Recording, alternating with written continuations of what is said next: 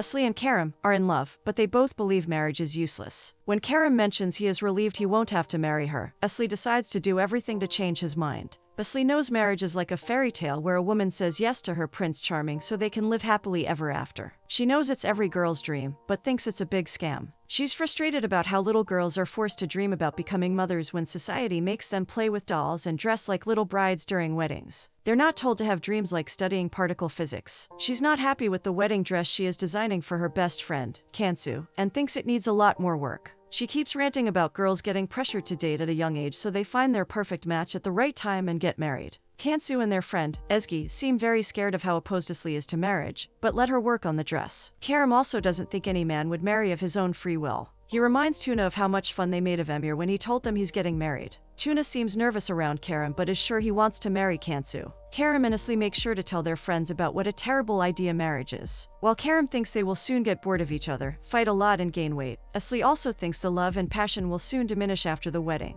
They think there'll be no surprise left after marriage and Karim is sure the ring is meant to imprison men, like a trap to lure them in. When Asli is done with her rant, she tears up because Kansu looks gorgeous and she wants her to be happy. Asli, Ezgi and Kansu walk down the road with confidence till Kansu admits she has made a huge mistake. Asli is glad she realized how bad marriage is, but Kansu clarifies that she's talking about scheduling a hairdresser's appointment at the same time as the wedding cake tasting. She loves Tuna and feels lucky he offered to take care of the cakes for her. Karim joins the boys for the tasting but thinks it's weird he's not doing this with his fiancée or mother-in-law. Asli and Ezgi are excited about Kansu's hairstyle, but she wants to try something different. When Karim and Tuna have chosen the flavor they want to go with, Emir suggests another great one, which confuses them. Since they're taking too much time to decide, Karim walks off in frustration. Asli also feels like stabbing Kansu for wanting to try more styles just when Karim calls her. She asks him to rescue her right away before she goes crazy. Tuna and Kansu are terrible at the dance practice and with every second Asli spends watching them, she gets more disturbed. She's only relieved when Karim comes over to kiss her and reveals how much he missed her. Tuna's dancing makes him feel like he's having a stroke,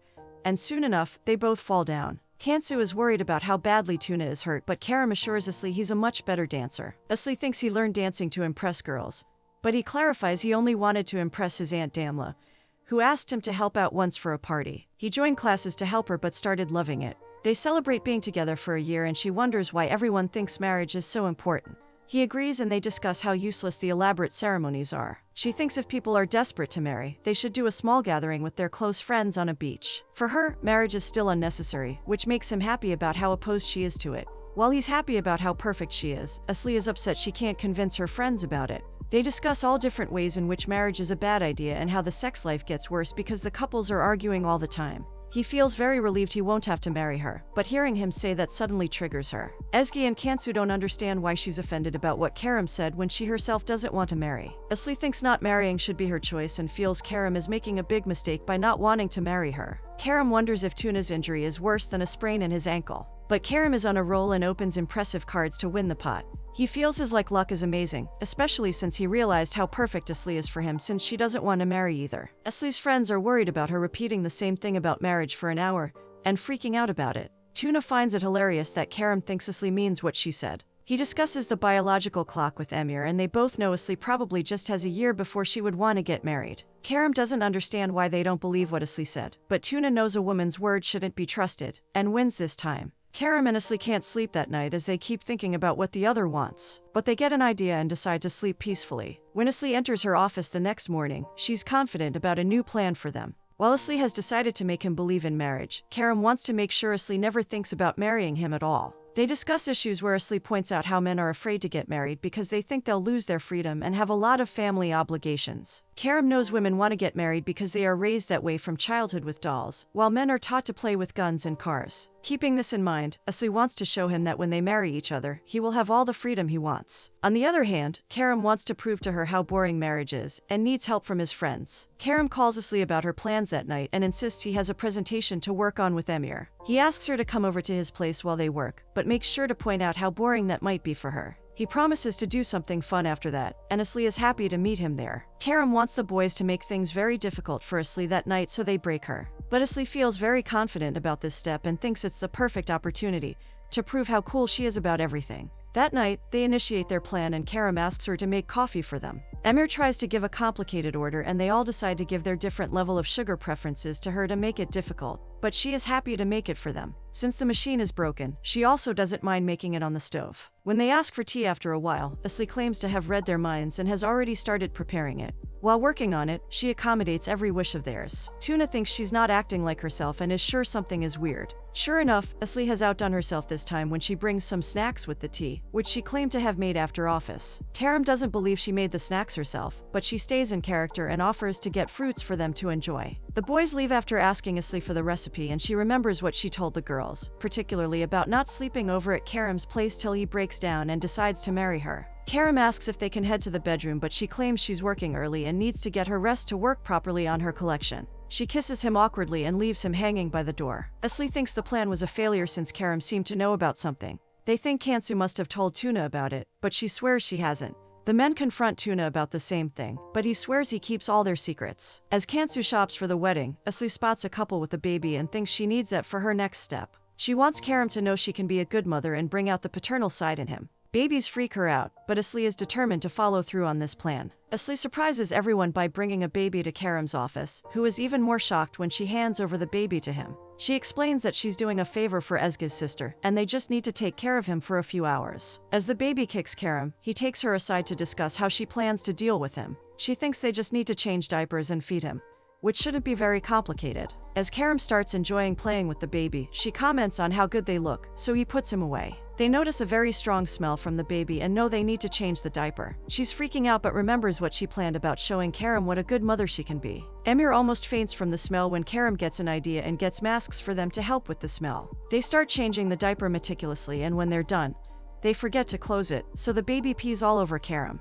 While trying to entertain him, they also eventually lose him and run around the office just to find him sitting on a chair. At the end of the day, they're exhausted and feel like they fought a war. When Kansu discusses the seating chart, Asli knows Karam has some clue about their plan. Even the boys seem suspicious but discuss how impossible it is for Asli to know about their plan. Asli decides to forget this paranoia because she knows her next plan is perfect. Karam plans to bring an unhappy couple in front of Asli, so she realizes how bad marriage can be. When he asks Emir about his wife, he mentions they have been fighting a lot. Karam still thinks Emir's wife isn't real since they haven't seen her since they got married, but wants him to get her along to his house if she exists. Asli has decided to make Karam meet her parents, who are coming over that night. She hasn't seen them in years but remembers them as the happiest couple she knows who have never fought with each other. Emir tries to explain how bad the timing is, but Karam desperately needs him to get his wife to his place to show Asli. When Karam informs Asli about Emir's wife also coming over, her news about her parents makes him stop the car midway. He tries to get out of it by claiming he has some plans, but knows if Asli's parents are there only for a day, he needs to meet them. Karam feels suffocated in his tie but Asli thinks it might be because he's nervous about meeting her parents. She knows her dad can be disciplined about a few things but assures him he will love him with the tie. She shows him an old picture of them and wants him to know how perfect and in love they are, even after years of marriage. When they arrive, she drags Karam outside with her to receive them. She welcomes her mother, Kanan, and introduces her to Karam, but her father, Mr. Erkumet, isn't in the car with her. He makes a special entry on a bike with a leather jacket, which surprises Asli. When he comes over to meet Karam, he wonders why he's in a suit. Erkumet takes out Karam's tie to help him breathe and addresses him as bro when he takes him in. When Asli wonders why he feels so different, Kanan thinks he has lost it. As Erkumet asks to take a photo with Karam and wants to post it on Instagram, Asli can't believe what's happening. Kanan just wants alcohol even before the food so she can put up with her husband. Asli wonders what happened to him and Kanan explains that it started with him buying weird clothes. When she decided not to comment on it, he started getting things like a sports car and totally changed his mannerisms. Now everywhere she goes, it's embarrassing for her. Erkumet is trying to show Karam how much he has worked on his body and wants to see Karam's triceps. As Karam feels uncomfortable, Kanan announces that she wants a divorce from him. At Asli's office the next day, she doesn't understand why Kansu and Ezgi look excited, or are waiting there when she's meeting them at night. They claim to have a surprise for her, and their childhood friend Ble walks in and hugs Asli. They're all meeting after a long time and he thinks Asli looks even prettier. Kansu is very excited he managed to come for the wedding but Ble knew he couldn't miss it. He admires Asli's office and the fact that she had the guts to finally start her own brand. He keeps complimenting her work, which she feels grateful for since he is much more successful. Ble mostly lives in Dubai and wants to grab lunch with Asli to catch up. She informs him about plans at Karam's place that night, and Ble is excited to meet the man who finally made the cut to date Asli. Tuna and Karam discuss how unlikely it is that Aram has a wife when the girls come in for the party with Ble. Asli introduces him as her childhood friend from Dubai, and they seem intimidated by him, especially since Kansu seems very excited he's there. Farad walks into the party with Emir, and Kerem and Tuna refuse to believe he's married to someone who looks like a model. Asli is overjoyed when she spots Farad, who is her high school friend she hasn't seen in years. When Emir asks about Bulat, he learns that he knows his wife, and they even dated briefly in high school. After that information, he seems to be getting a stroke. Asli can't believe that her boyfriend's best friend's mysterious wife turned out to be her own childhood friend. Farad had also heard about Asli from Emir, but didn't know it could be the same person. They toast to best friends being reunited, but Bulat asks why she highlighted that they dated in front of Emir, when they were only together for a week. Farad explains that she wanted to make Emir a little jealous since they have been fighting a lot, which Asli thinks is a great strategy. When Ezgi asks about Kansu's bachelorette party, Asli assures her she has it in mind and they can just randomly go somewhere and have fun. Ezgi tries to make Asli understand how important this bachelorette is for Kansu. She insists that they support Asli in her need for hating marriage, but she needs to show some respect to Kansu so she feels special about it.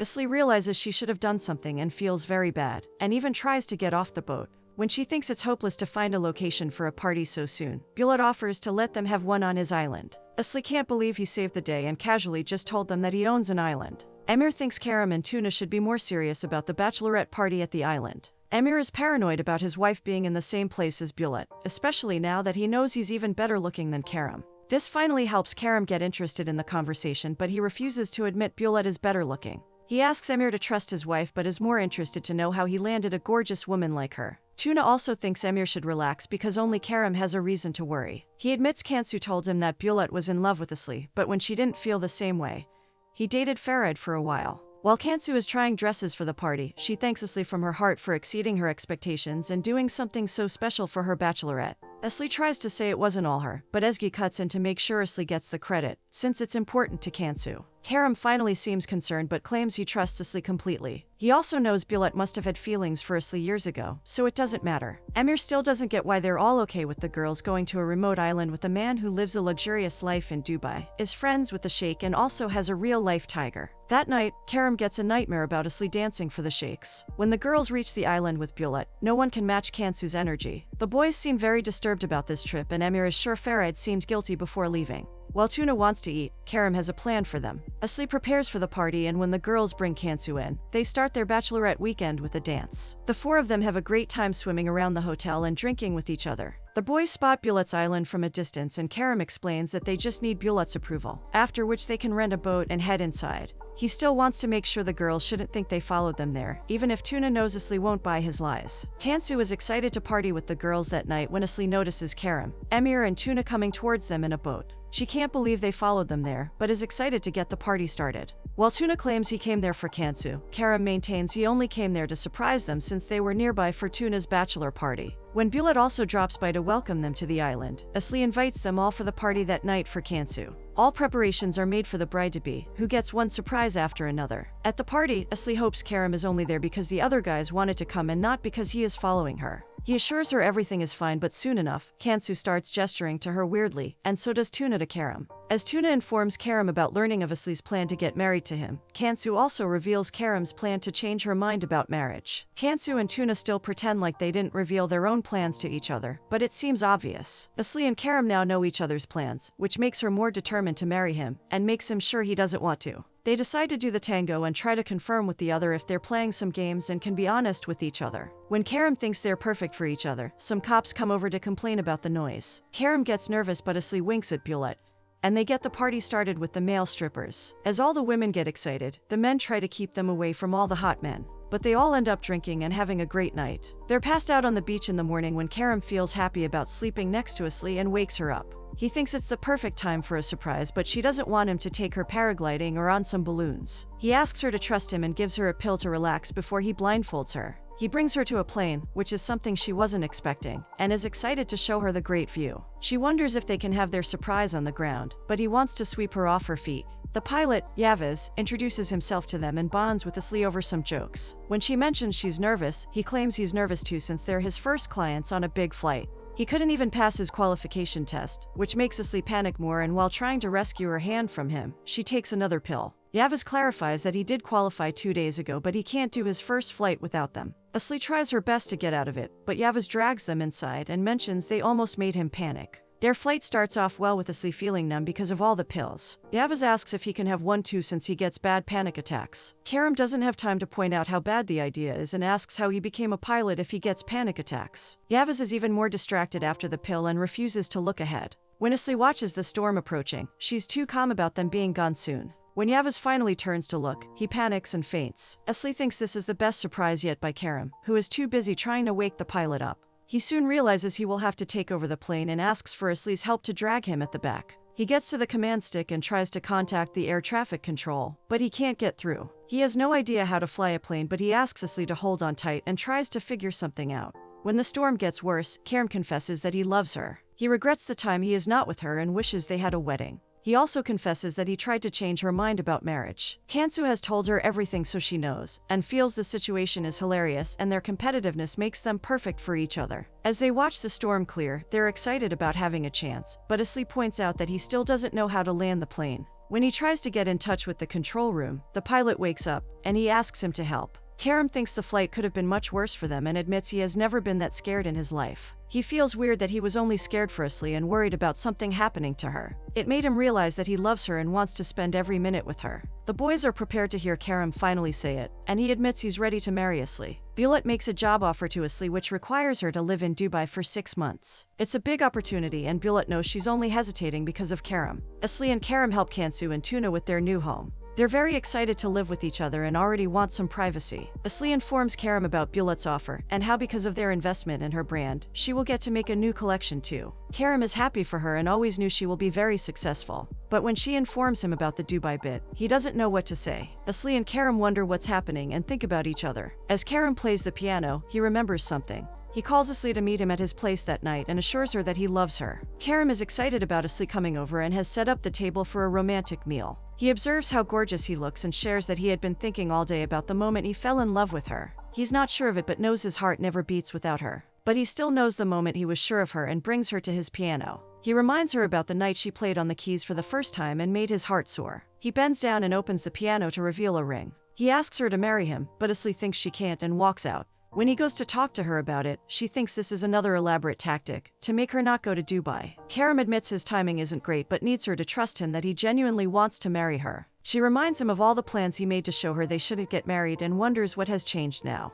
He reminds her of what he said in the plane about marriage, but she thinks he only said it because he thought they were about to lose their lives. Kerem is still sure of his heart and promises that this has everything to do with him wanting to spend his whole life with her. She still thinks a lot of things can go wrong in a marriage, and he admits there might be fights, but he is sure he can make her happy. When she asks what will happen if they end up hating each other and get divorced, he is willing to take that chance with her. She still doesn't think they need to get married, but he reminds her that he wants more and wants to belong to her. They're scared but it's part of the beauty because he wants to wake up next to her every morning. This time, when he takes out the ring again, Asli agrees to marry him. He takes her in and they're very excited about them and their love for each other. There's also a lot more passion between them now. Kerem and Asli happily walk down the aisle and get married in a beautiful ceremony. Asli also ends up going to Dubai, since she knows their marriage is not restricting. Kerem comes to visit and their marriage is more passionate than their dating days. Even Emir is going to be a father and Ezgi found love at their wedding. As Asli throws her bouquet in the air, she knows everyone can make marriage work if they want to.